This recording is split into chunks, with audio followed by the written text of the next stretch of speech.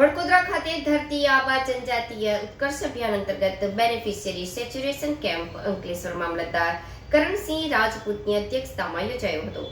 સરકારની વિવિધ કલ્યાણકારી યોજનાઓનો સ્થળ પર જ લાભ મેળવવા લોકોને અપીલ જિલ્લા વહીવટીતંત્ર દ્વારા કરાઈ હતી।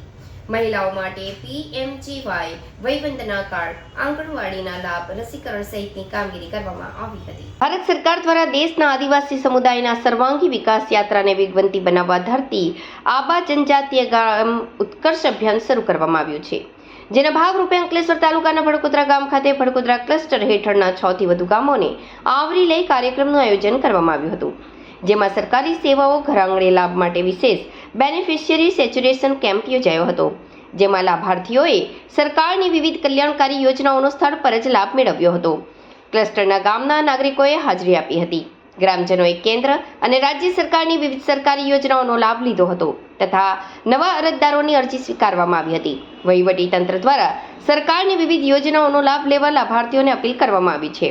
નોંધનીય છે કે આ અભિયાન હેઠળ આદિજાતિ લોકોના સર્વાંગી વિકાસ માટે Aadhaar card, ration card, Ayushman card, જાતિ રહેવાસી પ્રમાણપત્ર, Kisan credit card, PM Kisan Jan Dhan ખાતું, વીમા કવર, વૃદ્ધ પેન્શન, વિધવા પેન્શન, દિવ્યાંગ પેન્શન, રોજગારી અને આવક આધારિત યોજનાઓ, મનરેગા, પીએમ વિશ્વકર્મા મુદ્રા લોન, મહિલાઓ અને બાળકો માટે પીએમજીવાય, આંગણવાડી લાભ, રસીકરણ સહિતની કામગીરી કરવામાં આવી રહી છે।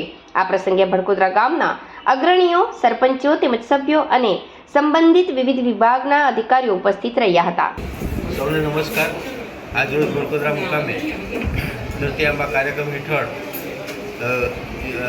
આ કાર્યક્રમ ભારત સરકાર અને ગુજરાત સરકાર દ્વારા જે વિવિધ યોજનાઓ ચાલે છે તેના 100% અમલીકરણ થાય અને ગામે ગામ લાભ મળે અને લોકોને ઘર સુધી લાભ મળે તેનો એક હેતુ રહેલ છે।